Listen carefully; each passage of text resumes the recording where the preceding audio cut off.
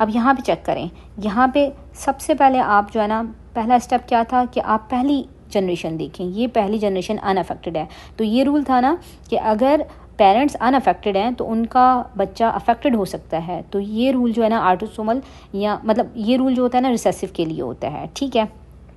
ये autosomal recessive के लिए या रिसेसिव फॉर्म में आएगा ना कि दोनों अफेक्टेड हैं और बच्चा जो है ना अफेक्टेड आ गया। अब यहाँ पे आपने चेक करना था कि मेल टू मेल ट्रांसमिशन हो रही है। यहाँ पे चेक करें, ये मेल टू मेल ट्रांसमिशन हो रही है।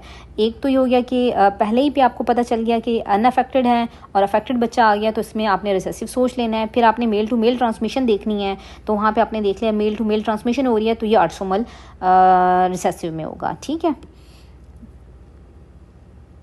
अब हमारे पास नेक्स्ट है, अब यहाँ पे चेक करें, यहाँ पे आपकी स्किप जनरेशन आपको नज़र आ गई। यहाँ पे देखें, एक तो यहाँ पे अनअफेक्टेड है, अनअफेक्टेड में अफेक्टेड आ गई, ठीक है। और ये वाली जो जनरेशन है, ये फर्स्ट, ये सेकंड जनरेशन, ये थर्ड, यहाँ पे भी स्किप जनरेशन आ गई। यहाँ पे आपने चेक करना है कि ट्रांसमिशन किस तरह हो रही है। देखिए मेल और फीमेल इक्वल ट्रांसमिशन हो रही है।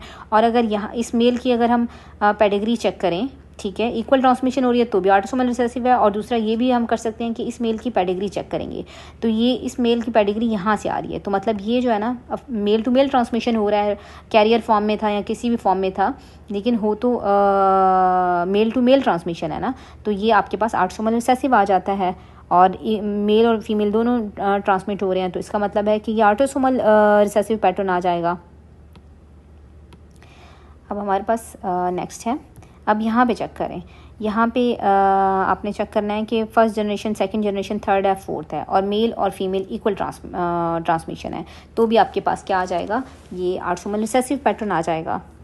अब यहाँ पे चेक करें, यहाँ पे देखें जनरेशन फर्स्ट से अफेक्टेड है, फिर देखें सेकंड जनरेशन इन्वॉल्व है, थर्ड जनरेशन है, फोर्थ भी है, तो ये हमारे पास क्या आ गया, डोमिनेंट फॉर्म में है। अब आपने चेक करना है कि डोमिनेंट है, ये ऑटोसोमल डोमिनेंट है या एक्स लिंक्ड डोमिनेंट है। यहाँ पे क्या आपके पास क्लू है, यहाँ पे आपके पास क्लू ये है कि जो मेल है ना वो सिर्फ डॉटर को अफेक्ट कर रहा है, ठीक है, मेल सिर्फ डॉटर को अफेक्ट कर रहा है।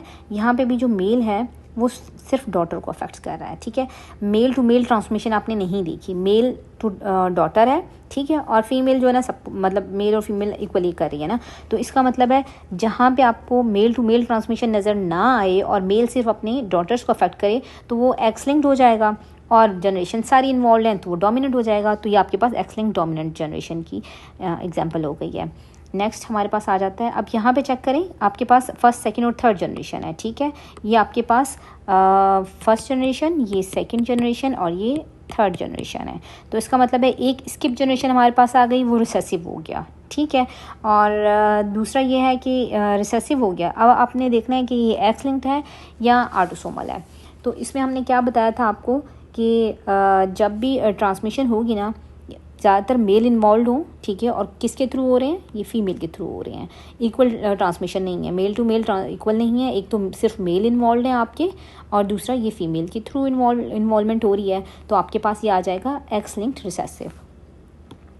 अब इसके बाद हमारे पास नेक्स्ट आ जाता है, यहाँ पे चेक करें कि जितनी भी इन्वॉल्वमेंट आपको देखेंगे ना, ज़्यादातर कौन इन्वॉल्व हो रहे हैं। अगर इसको गौर करके देखा जाए ना तो इसमें सिर्फ जो है ना ये मेल इन्वॉल्व है, ठीक है, ये मेल इन्वॉल्व है, ये मेल इन्वॉल्व है, ये मेल इन्वॉल्व है, और मेल सारे मेल को इन्वॉल्व कर रहे हैं। तो ये हमने क्या रूल पढ़ा था कि सिर्फ मेल इन्वॉल्व हो और सारे मेल्स को इन्वॉल्व करें, तो ये हमारे पास जो रूल आता है ना वो वाई लिंक्ड में आ जाता है, ठीक है। तो ये हमारे पास वाई लिंक्ड आ जाएगा। तो ये हमने आज जितनी भी कैटेगरी कर ली कि हमने एक्स लिंक्ड डोमिनेंट कर लिया, ऑटोसोमल डोमिनेंट कर लिया, एक्स लिंक्ड रिसेसिव कर लिया, ऑटोसोमल रिसेसिव कर लिया और वाई लिंक्ड कर लिया। That's all about this.